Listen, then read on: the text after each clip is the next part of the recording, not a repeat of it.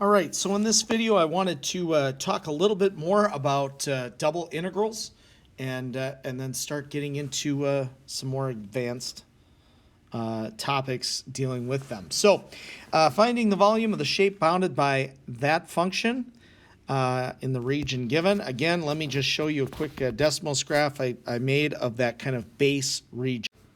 All right, so here's the region we're talking about.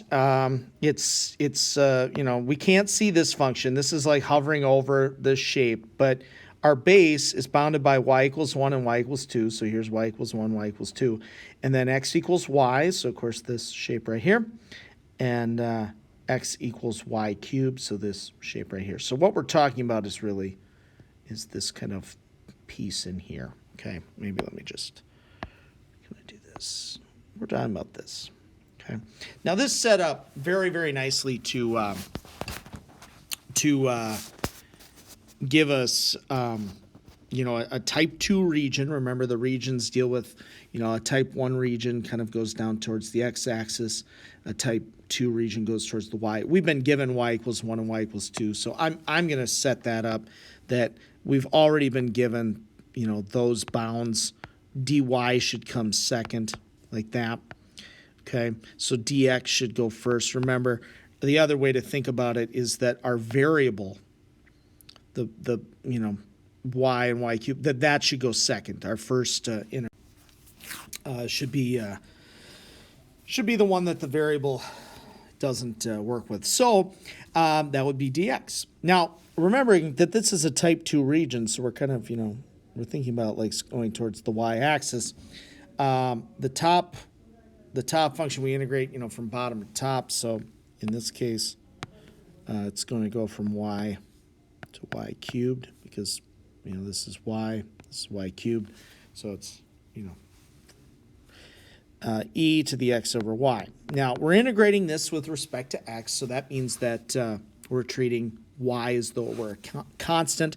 It's a little bit tricky, but just imagine for a second if it were like, you know, x over 5 or something. The antiderivative would cause us to multiply by 5. We'd have a 5 e to the x over 5. Well, same type of thing here. We're going to pick up a y. We're going to have y e to the x over y.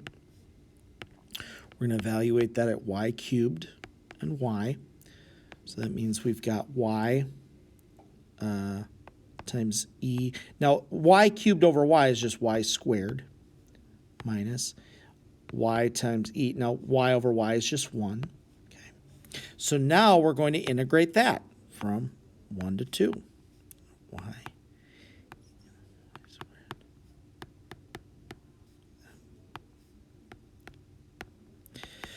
Now, that first piece, you can think a little substitution. You could say, all right, well, if u was y squared, the derivative of that would be 2y. I don't have a 2y, but do that. We're going to have a 1/2 up front, so we're going to have 1/2 e to the y squared minus, of course, e is just a constant, so you basically just have 1/2 y squared e, like that, evaluated at 2 and 1. So if I plug that in, I've got 1/2 e to the 4th minus, let's see, 2 squared, so 2e.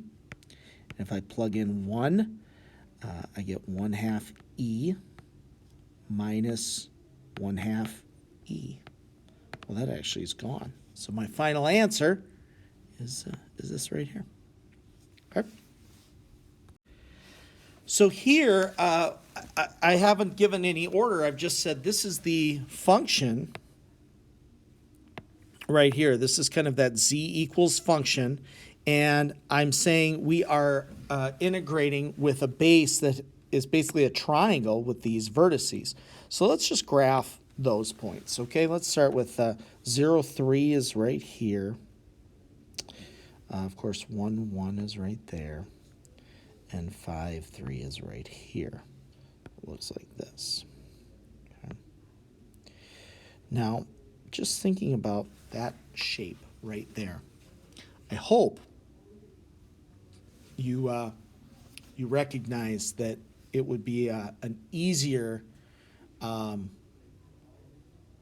function to do in one type rather than the other. And what I mean by that is that if you thought about this like it were type 1, you would say, okay, so I've got this kind of this horizontal line down to this line, like that, and then it changes.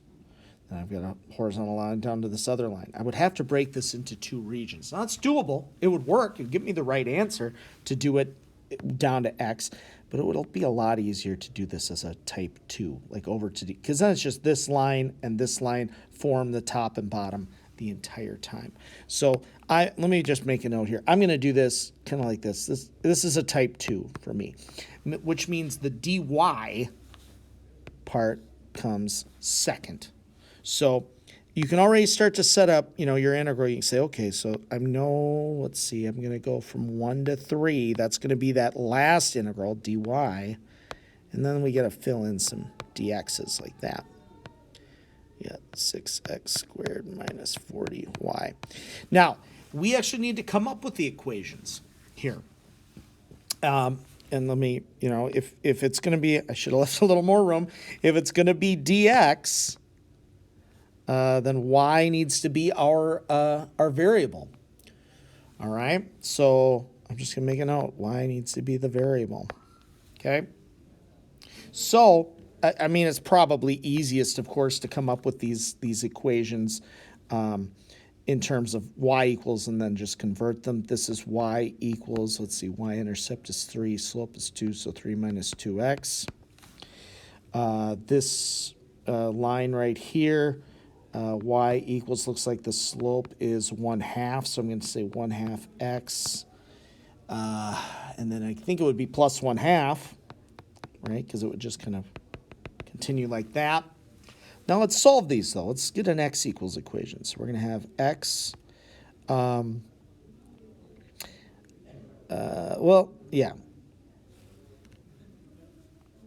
So x equals, would be y minus 3 over negative 2. And this one would be, I suppose I could multiply everything by 2 right away. So I'd have y minus 1 equals x. 2y minus 1 equals x. And those could be then my bounds. I would go from the bottom bound, which was y minus 3 over negative 2, to my top bound, which was 2y minus 1, like that. All right. Now, again, I'm going to kind of stop here just because this is what I wanted to accomplish with setting this up. But let me just explain again that we could have done this both ways, but it was easier to solve as a type 2 because our top and bottom functions changed to set if we did this as a type 1, to set our region. Whereas here it was like, okay, it's always one line minus the other. So that helped me decide to do this as a type 2, which meant I wanted y to be my last thing I did. Okay, and then I use those should always be numbers, so 1 to 3. If you had been doing this as a type 1, of course you would have done 0 to 5. That would have been your final outside numbers. Okay. And then, okay, because I wanted to do dy second, of course dx comes first, which means when I came up with the equations to figure out, what equations bounded this region, I needed them to be x equals equations because I wanted y to be the variable. And really what this comes down to is the fact that once you integrate and those bounds have a variable in it, when you substitute that in, we're going to be left with y's in our equation, and then we're about to integrate with respect to y. So we want to have the variable in the equation that we're about to integrate. And that's really the reason. And like I said, I'm going to stop here. Your antiderivative would be like 2x cubed minus 40xy, and you'd plug those in. You'd do some algebra, and then you'd integrate and go from 1 to 3.